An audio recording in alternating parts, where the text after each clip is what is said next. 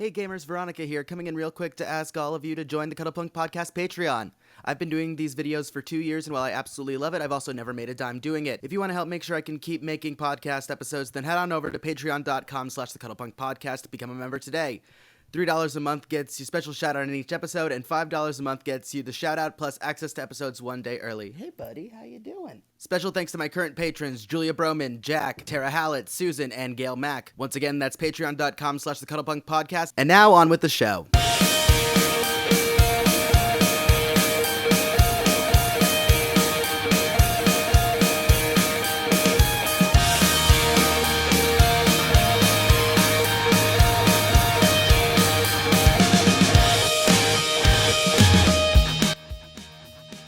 Hello, gamers. Welcome to another episode of the Cuddlepunk Podcast. I am your host, Veronica Vex, the Dumbest Girl Alive. With me today, I saw these guys open for Rustring at Tomorrow Never Knows. They're about to go on a very big tour, which we're about to get into later on.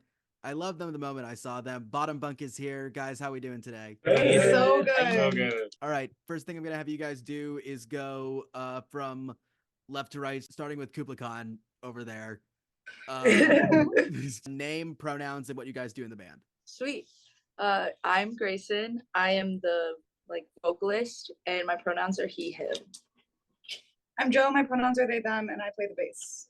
My name is Bunk. My pronouns are he, him, and I play lead guitar. I'm Jade. My pronouns are they, them, and I am rhythm guitar. I'm Chris. My pronouns are he, him, and I play the drums. Lovely, lovely, lovely. The way that I started off was by talking about me seeing you guys at TNK. You guys genuinely impressed me. You guys really impressed me for that first show. I want to talk about the show real specifically. You guys covered Everything Is All Right by Motion City soundtrack. We did. The fuck out of it. I really respect it. That's not a pick that everybody would go through. What's everybody's relationship with Motion City? How did you guys end up picking that song? Oh gosh. Wow, that's a big one. I guess a lot of what we want to do with Bunk is sort of bring a lot of modern emo influence into older 2000s nostalgia. So I think a big reason we chose that song was definitely because a lot of people would recognize it, but because we all sort of wanted to do our own thing with it. So we've played that song, I think, at 4 or 5 shows at this point. And every single time it is everybody in the room gets moving, and I really do just love it. It's also just a really intimate pick for me personally too, because Motion City I'm kind of a nepotism emo. My sister was emo, so and she's 10 years older than me. So when I was a little one, she was showing me no, we cannot do that. We're not starting nepotism emo as a thing. Nepotism is money. That's just your sister showing you music, my guy. That's nepotism, because that's absolutely not. I would just be an Adam Lambert stan if I didn't have my sister. So I feel I feel nepotism in that way. Listen, as the older sibling who was getting their siblings into music, this isn't yes, we're going to joke that we made you, because we did.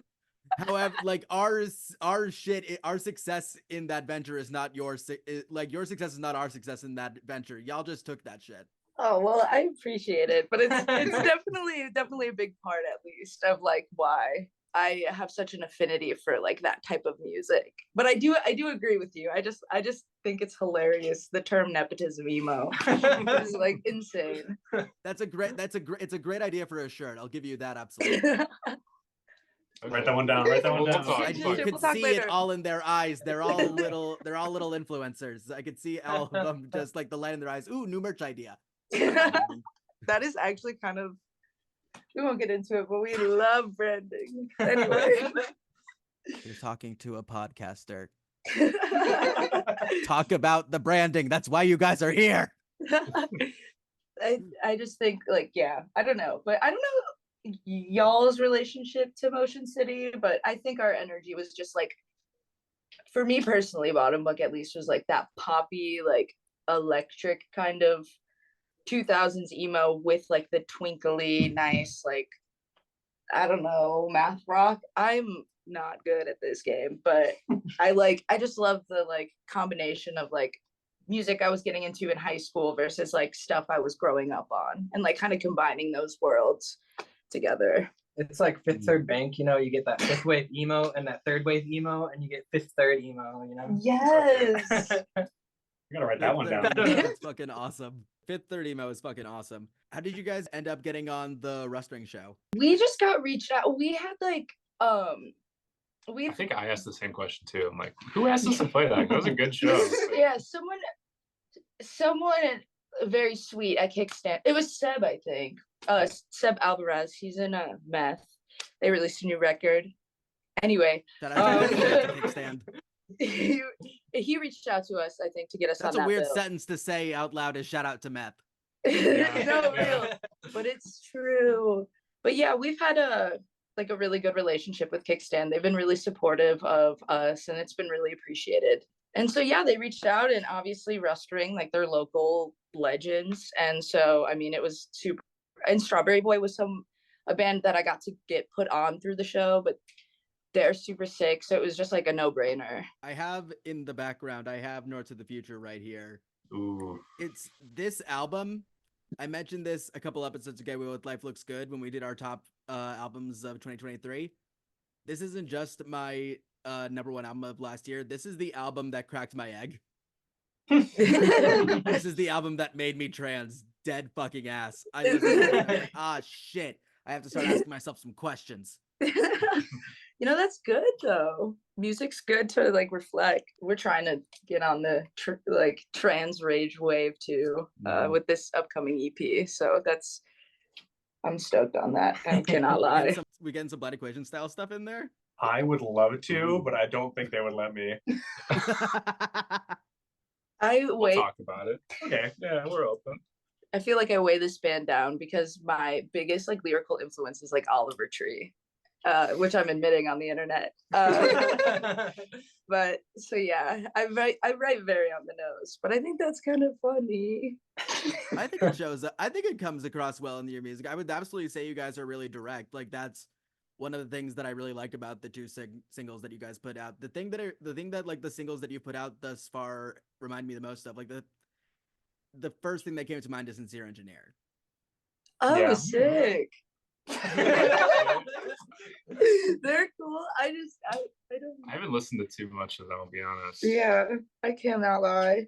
But It's this thing of like Deanna does what I like to call fat miking, which is where you very clearly have like a voice with good vocal training, but you're also trying to put on a punk thing.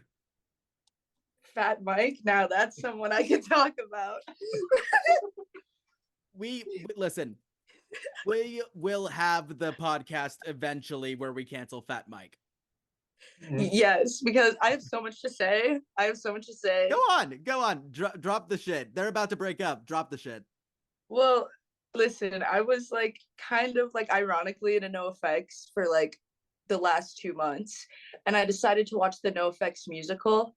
And I highly recommend you don't do that because Fat Mike needs therapy. Like he just needs therapy. There's insanely triggering things in it. I couldn't get past the first 27 minutes.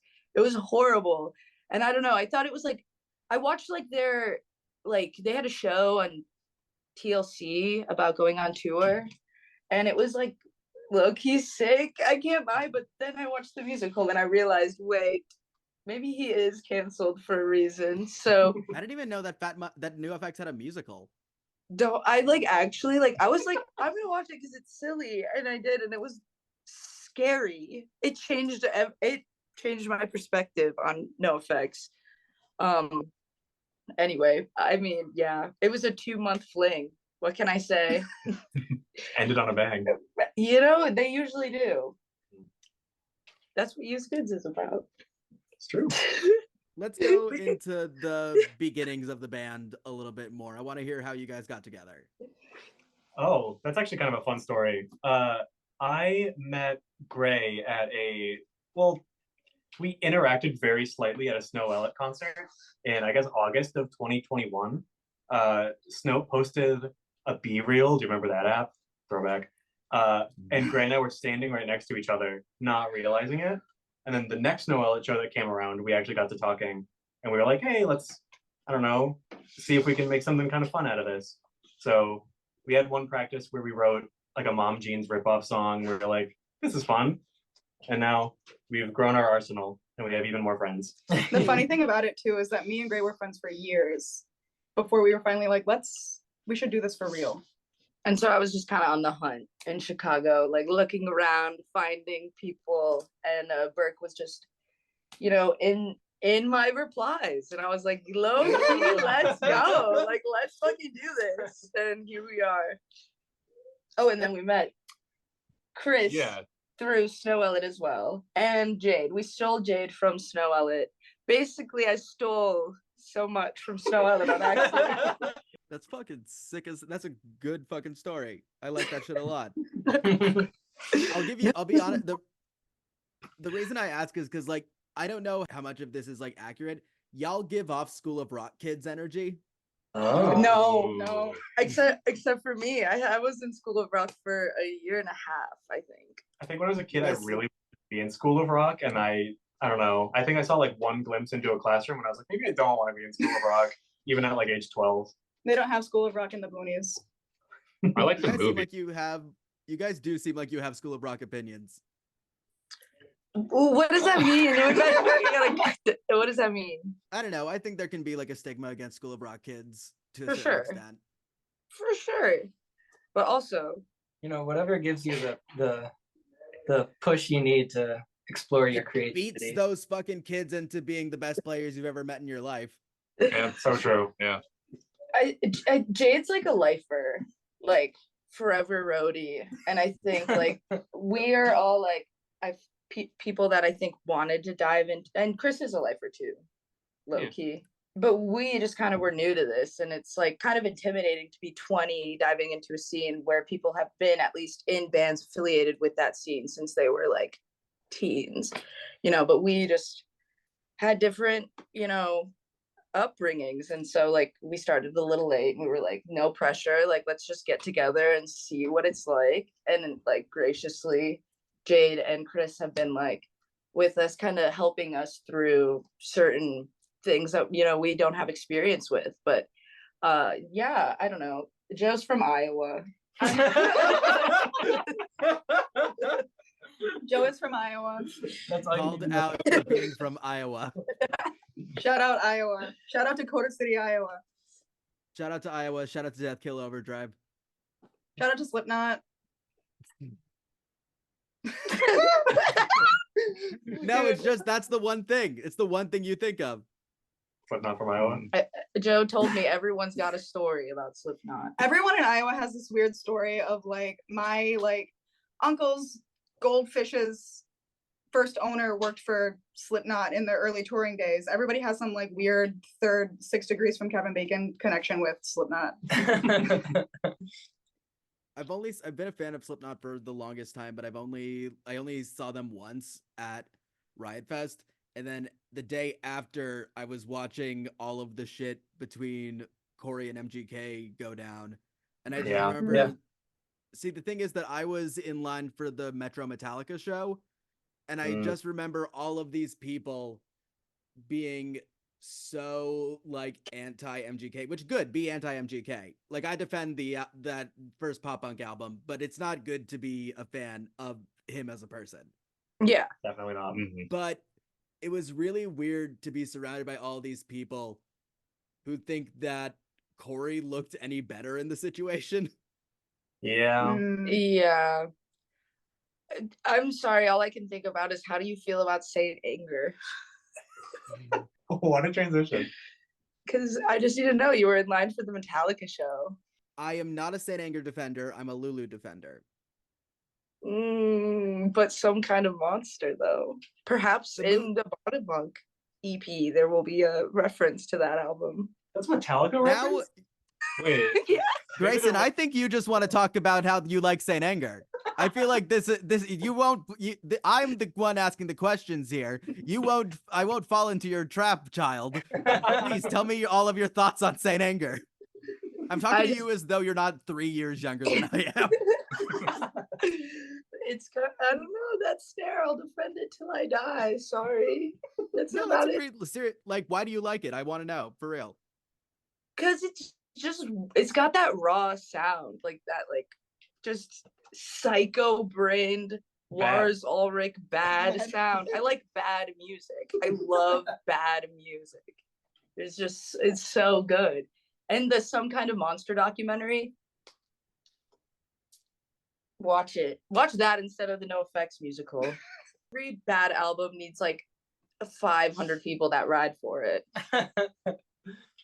That's why I ride for Lulu, honestly, because I love the idea of Lulu. I think there's a great idea there. I don't think the execution is great, but I can still appreciate what they're going for when I listen to it.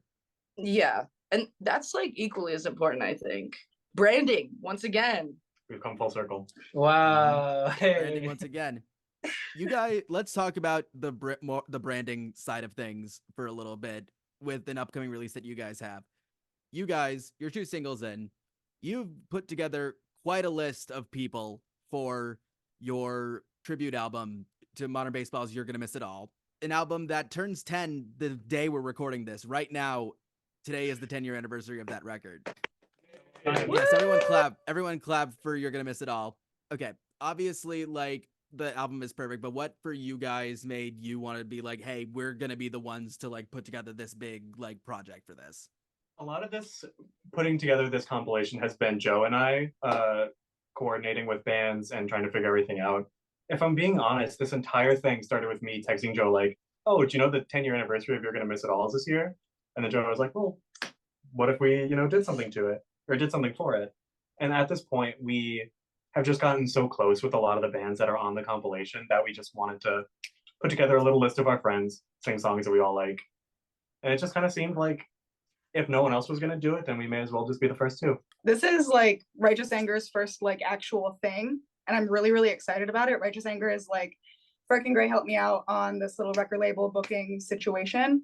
And this is our first big like release. That's not just like my solo music. So that's fantastic. And I'm super, super stoked that all these bands were like actually down to do it. No, it's awesome. I'm really excited to hear. Do you guys have I couldn't find a date for when that thing comes out. June 21st. June 21st. Hell yeah. Perfect. Man. I want to ask I'll go out and say it. I'll ask the trans people in the band. Woo! Woo! So, how long did it take you guys to realize that Modern Baseball was trans as fuck? I noticed it at this very moment that you're saying that to me. Here's the thing, because here's my thing. I was not able to get through. I listened to Holy Ghost the full way through last year for the first time.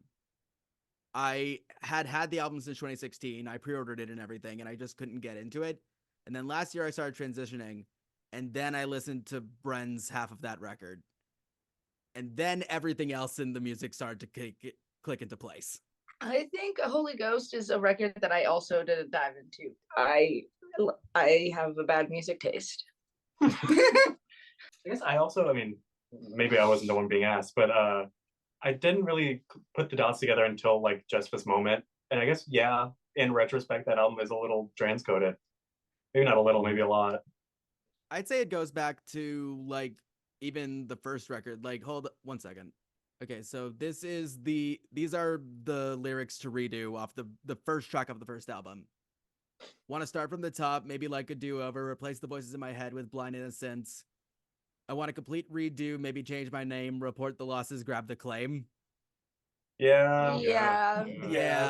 It's there. It's for sure there. And then I also feel like this is getting into like slightly weirder territory, but I feel like it puts a lot. I don't know if you guys have seen the MOBO documentary Tripping in the Dark, but it puts a lot of that into perspective. Everybody who's watching this or listening to this, as well as you guys, your homework for this episode is to watch the Tripping in the Dark documentary. It's fantastic. Soupy shows up for a little bit. It's a great time. I love music documentaries. Yeah, we're really covering all the music docs. Yeah. What's your favorite music doc other than Some Kind of Monster? Pick of Destiny? Mm. That's not real? I was gonna say Walk Hard. So you Walk Hard is a good one. Walk Hard's a good one. It's great. Some Kind of Monster. Like it really doesn't, because it's so bad. Like if you just, it's perfect. It's the perfect. Or I liked the Jay-Z Linkin Park like MTV mashup thing that they did. there's like a documentary part at the beginning of that I think is really sick. I would recommend Joan Jett's documentary because there's a really great moment in it where Kathleen Hanna from Bikini Kill fundamentally misunderstands Crimson and Clover and thinks that it's about friendship. The gayest song of all fucking time. Yeah. Me and Joan Jett have the same birthday. Oh, Hell fucking yeah. 22nd? Yeah. September 22nd, right? Yeah. Oh, Well, you Yeah, just I know, know that. That's birthday like that. Let's get into where we can see you guys next. So you guys announced a couple days ago you're going on tour with Life Looks Good, Friends of the Pod. You said that this one of the shows that's coming up is your first out-of-state show. yes, Lansing will be the first time we will have played in a different to a different audience pretty much. Outside of Chicagoland, really. Yeah. Yeah. Playing to those This is- Michiganders. So I was gonna say, like, this is it. Like, other than I assume one of you who you guys took from the other band, this is the first time that you guys, for most of y'all. Oh, look who it is! Who could this possibly be? Someone's joining the call. Someone's joining the call. Everybody, Oh, someone's joining the call. Who could it possibly be? I'm so excited right now. Turn the Oh, camera hi. on, Sean. Yes. Hello. Hello. Oh think my Rocco God! will It's also Sean be in Crawford here in from a Life second. Looks Good. Everybody. Oh, Sean, we were Hey. just talking about your tour. What's that tour coming up? It's like in less than a month at this point. Yeah, we're doing like a few few Midwest dates together, and then Lifeless Goods continuing on to just do 2 dates out one date on the East Coast and one in Virginia. So yeah, that I think Rocco's gonna be. Wait, sorry, 1 second. I gotta get I always love the crack. I gotta get that in there. It didn't come up, my guy. It didn't come up. It Oh, didn't man. come up. It's very important for me, like in any audio recording situation. Oh my to have God, we got some- more people Yeah, joining. crap. I didn't know how this was going to be happening. I just knew it was happening. Rocco, turn your camera on. Oh, there we go. There's Rocco, Rocco perfect. Sabatino. We were just talking about you guys and the tour. Tell us a bit more about the tour and all the shows that are coming up. Hey, Rocco. hey everybody. Hello. I'm so excited. This is gonna be sick. Yeah, I'm really stoked for it. We just finished booking the first date, but the final one to be booked is basically we just finished booking it today. So the Chicago date is happening. It was kind of up in the air for a second, but yeah, I mean, by the time this comes out, it'll definitely be out. We're playing Reed's local and March 8th in Chicago, and that's going to be with Peter Hunt and the Great Outdoors, and obviously both Life Looks Good and Bottom Bunk on that too. yeah. Cuddlepunk's very getting excited. guest list for that one, right? I think I don't know. I've never played there before. It was a weird process booking it. I went in personally multiple times Door to to just door. It like was a Hail Mary. yeah. You know, most things were booked at this point, but like shout out to Reeds for gatekeeping their shows, because that way, you know, they didn't have anything booked, so we were able to get in by just like We tried to Yeah. book our last show with Bottom Bunk at Reed's too. Remember the last tour kickoff show? yeah, and then that just kind of fell off. Apparently, well, I don't know if I should share all the secrets of how to book Reeds, but you know, you got to show your face and you got to know the guy, you know. And if there's someone to get to know someone, it's gonna be Sean Crawford. Everybody knows this. Everybody knows this. Sean, I don't know if this is just for me. Sean, I don't know if Rocco's told you this, but if you guys do make it onto Fest, I will be riding your guys' coattails to get press passes for that motherfucker. Hell yeah. I don't know the whole situation with that. I know Fest is weird because there's so many bands that are playing that like almost like half the people there are like playing in some capacity. So I know it can be Durham weird got to to play get 3 times in one Yeah, festival last year. exactly. Another very much who you know type thing. But yeah, I have inside info on Fest that I cannot share because the haters will sabotage me. True. But yeah, I do know some things. I know so many things. Yeah. But that's all I can don't know say. anything at all. Oh, sorry, Rocco. Oh, well. Rocco's been hit in the head too many times to possibly know what's going on anyway. Hey, come on. Yeah. Yeah. Listen, we didn't bring up the fact that you were an MMA I didn't interview you guys. We just talked about albums. Yeah, it was Well, I'm sick. trying to keep Hannah Montana a secret. Let me be Miley Stewart for a second, all right? Gentlemen, thank you guys so much for showing up. We're going to get into the bit real quick, but it was lovely having you guys on here. Yeah. Hell yeah, come see Bottom Bunk and Life Looks Good. Yeah. Let's go. All right. A brotherhood tour. Have a good one, guys. You too. Later. Have a good I gotta work get to work day. right now. Nice. Bye. Smart bar calls. Yeah. For real. We were talking about that modern baseball comp that these guys are putting out, that Bottom Bunk's putting out. When we come back, we are going to be giving you guys a taste of everybody on that compilation. We'll be right back with more of the Cuddlepunk podcast. We were talking about that modern baseball comp that these guys are putting out, that Bottom Bunk's putting out. When we come back, we are going to be giving you guys a taste of everybody on that compilation. We'll be right back with more of the Cuddlepunk podcast. Hey gamers, coming in one more time to please ask that you subscribe to the channel if you're watching this on YouTube and to follow us on any audio platform that you're using. If you are watching the video version of this, if you could also please like the video and leave a comment down below saying what your favorite song on your graduations You're Gonna Miss It All is. This is really annoying, but it does help out the channel a lot when you guys do all of these things. Thank you so much, and now back to the show. Welcome back to the Cuddlepunk podcast. We are here with Bottom Bunk. So Bottom Bunk is putting out a compilation in June of a bunch of bands covering every song on Modern Baseball's You're Gonna Miss It All. So what we're gonna do is we're gonna make a playlist real quick with a bunch of songs from everybody who is going to be on that comp. I'm also thinking about, yeah, I see it too. I see it too. I don't know what we can comment on this. I'm saying good branding. That's all I'm Good. saying. Fantastic branding. So what we're gonna do is Bottom Bunk have created a playlist of songs from all of the bands that are on the comp, and we're gonna go through them all. What I'm gonna do first, obviously, is add your guys' singles on there. I don't think that I didn't know that y'all were gonna try to sneak out of that one. We were talking about playlists today. We that were featured. All right, let's get started. Alrighty. All right. So who's first on the poster? Because we don't want to give away the order of the bands. So for Arcadia Grey, we picked Godzilla 98 Sucks. classic. That is my personal favorite Arcadia Grey song. Burke, since you played with them, do you have a favorite song to play? Oh yeah, that's also a thing. I've played with Arcadia Grey a couple times at this point, if they ever need a spare guitarist. Fuck you, Dylan. No, don't say fuck you, Dylan. I love you, Dylan. We love you, Dylan. For Arcadia Grey, I love Heather Hills off of Trilogy. That song is incredibly that whole, I guess it's an EP, it's 3 songs. But all of those songs off of Trilogy are amazing. We'll add that one too. Why not? I think Arcadia Grey is the only band other than you guys that I've seen so far. I saw them open for Jer at Reggie's with Vile. They were really cool. They were a cool band. I love them. I've seen Arcadia Grey probably over 10 times at this point, and it is just such a great show every single time. Amazing people too, and like it So really sweet. it comes across in their music. New albums coming out for them this year too. Keep an eye out for that. It's fucking sick. Y'all are not ready.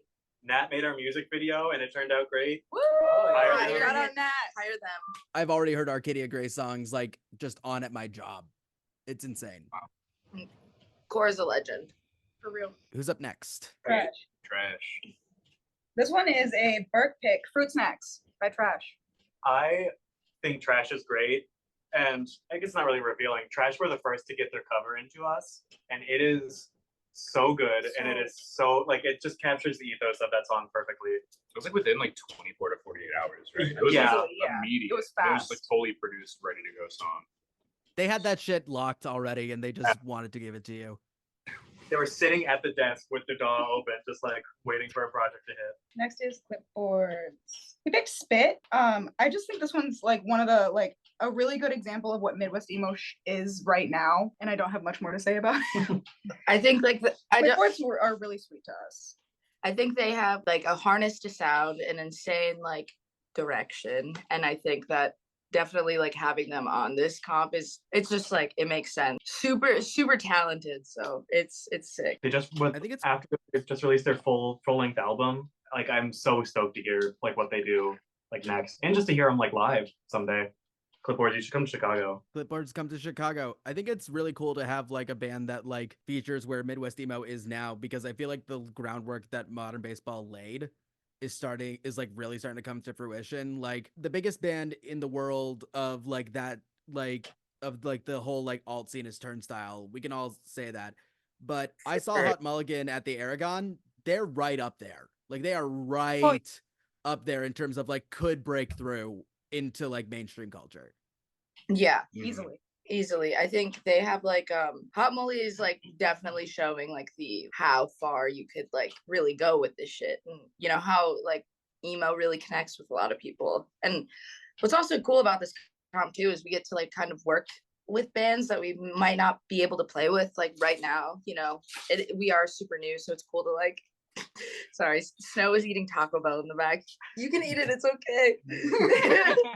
But it's cool because it's just like gives us an opportunity to work with people that maybe, you know, we wouldn't have easy access to getting to because touring is expensive and leaving the state is money. And I have none. No. Touring is very expensive. Please support your bands. Please buy their merch. Please buy their tickets. Please get everything that you can that's physical. Who do we have next? Final boss fight. We went with Admirable Nelson. I'm super stoked to play with Final Boss Fight in Lansing, right? Yeah, that's going to be on the 9th on the run that we're doing with Life Looks Good. The show in Lansing is a stacked bill. Harrison Gordon, Final Boss Fight, Life Looks Good, Bottom Bunk, and Nunya. I am all of the bands on that bill. I'm so stoked to be playing with. It'll be our second time playing with Harrison Gordon. Harrison just has such a great stage presence, and playing with them is just always such a treat. Super captivating energy. Like I love playing with bands that like feel, I don't know. I just love bands with like, even if they're singing about things that aren't so positive, like just like the having that like uplifting kind of sense of like community and being able to jump around and really enjoy like local music and in a completely different scene too, like Lansing. It'll be cool. It'll be a really awesome experience because Chicago is awesome, but we need to get out there, you know. Chicago can get a little in. The one criticism I have of Chicago scene is it can get a little bit insular. Yeah, it does, definitely. Me too thinks. When a mouse gets older, it's a rat. That's facts, actually. Is that true? True and That's real. just No. facts. To me, that's facts. Me Too Thanks is a band that I haven't personally listened to a lot of, besides everything that came out on the Lost Friends Found Family split, which we have all those bands on this compilation. I'm so stoked about it. Ooh. I would just love to like see them live. The few songs from them that I've heard, I'm just like, holy shit, this would rip if I was in this room. Also another band with just like great energy, like as people too. It's super cool to work with people who are so down and open, especially to like a baby band, you know, bands that like have just been historically releasing stuff and like getting out there. It's nice to like, I don't know, be appreciated by people like that. So yeah, it's been awesome to like work with them through this process. We have Red Sun next. We picked Dallas. Red Sun is one of those bands that we mentioned before. We're stoked to be able to play with people that we, or not play with, but work with people that we wouldn't get to because they're from Oklahoma and we just wouldn't be able to make that connection. We have a lot of Oklahoma bands on the compilation. I don't know how that happened, but I'm glad it did. I also feel like we spiritually connect with that band because I mean, they also only have like 2 songs out, which is very real and very true and no shame. So it's sick. I don't know. They get it. They really understand us, and that's important. I'm excited now. This is kind of like a little cheat for me because I have not been able to like hear a lot of the bands yet that are coming out for this comp, and I am definitely gonna listen to this like on my way doing stuff tomorrow. Like I'm excited to hear all of this. I would love to hear what you think about it too, because I feel like we really found like the perfect group to do this compilation. I'll send you guys my thoughts. Absolutely. Yes. Who's next? Swiss Army Wave. We picked a brand new song, What Nietzsche Wanted. It's on a split with Avec Plaisir and Celebration Guns, which is super sick. I'm so sorry, Swiss Army Wife, for spelling your band's name wrong in the first rendition of the poster that I made. You didn't have to reveal it. I was just really, really focused on doing it right, that it auto-corrected in my head. But your band name is so awesome. And I'm so sorry. Also, Joe fucks with your philosopher guy that you picked. This is true. Nietzsche was my favorite philosopher when I was in undergrad. He's the one with the mustache, right? Yes. I heard he was like a really good piano player. Psychokinetic Love Song from Hey Illy. Super, another legendary band. I've low-key saw their tweets before I actually listened to their music, but I was working closely with another artist who like was, I don't think this is out or whatever, but was like working with a collab with Hey Illy, and I branched off into their music, and I feel like they got the formula, like they figured it out, like they know how to cook, they are chefs, and it's like super awesome too, because I feel like they have, you know, a lot of credibility, and they like I don't know, we're super down to work with us babies. So yeah, I don't know, but that's really exciting for me personally. Then we got from the others like us, Shred Flanders, top 10 of any song ever. That's just a great band name. The others Real. like us, like I saw them open for Ben Quad, I think sometime early last year, and they are actually like insane. Like I haven't seen a vocalist go that hard with reckless abandon for his vocal cords in so long. Bring it back, please. They should also tour with us. I think every band on this comp should tour with us. Fun fact. Maybe we should all tour together, one big caravan. Just like a circus traveler. Yeah. It'd be awesome. You guys just take over Coachella one year, just like an entire stage. Wait. No, that's an idea actually. Have like Coachella like have all the bands play and just do the entire record, front to back. That's so sick. Who can we pitch that to? Connor, Summer Jack. Hit us up. Connor, Summertime. Why is this guys? Oh my god, I love Wise Disguise. Why is this guys? Besties. Love you, Key. We picked Birdhouse, although I wish I could just pick that entire project, pretend to be, but we don't want to overload with Wise Disguise. We played our first show ever with Wise Disguise. This is true. They slept in your living room. They slept in my living room. It was like the first time that I played a show and had a band sleeping in my living room, and it was like the best experience ever. It really solidified like how I just want to do this shit forever, and I can't wait to play with them again. Key is fucking crazy. I literally look up to them so much as a performer, like genuinely, actually. Whole band's sick, but something I value about MF, who can go crazy on stage and still sound super fucking full. It's awesome. Wise Disguise were the first band that we asked to be on the comp, and they were so super crazy down to do it, and it really would not have gotten off the ground if they weren't so into the idea. So shout out to Wise Disguise. Finally, we have the Casper fight scene. Besties. Rosa, You're Turning My Hair Gray off of Good Deal. Super awesome Michigan people.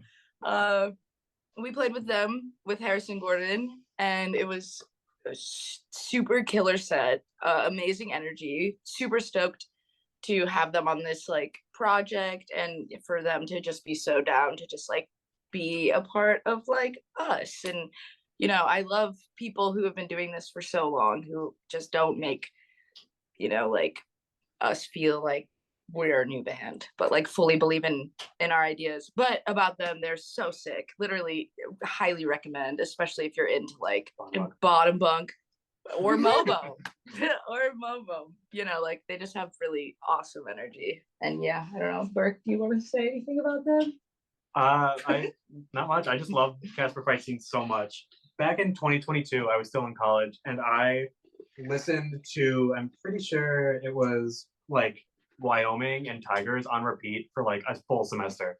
It is so damn good. Like all of Good Deal is such a good EP. I think everybody absolutely should believe in you guys. You guys have two songs out, and you're doing this shit. You're getting these level of bands to be on this compilation. Bottom Bunk, thank you guys so much for coming on the show. Where can we find y'all? Instagram, bottombunk.il, Twitter, bottombunk.il, and if you need to email us, bottombunkil@gmail. The links to all of those will be in the description, as well as the playlist that was made in this episode, as well as ticket links to buy tickets for Bottom Bunk's upcoming tour with Friends of the Pod. Life Looks Good. It's gonna be a fucking, oh my god, we got fireworks going in this bitch. Hell yeah. That's crazy. It knew, bitch. It knew. That's fucking crazy. You can find me at Veronica Vext on Twitter, Instagram, Blue Sky, TikTok, all of the places. You can find video version of the Cuddlepunk podcast on YouTube and audio wherever you get your podcasts.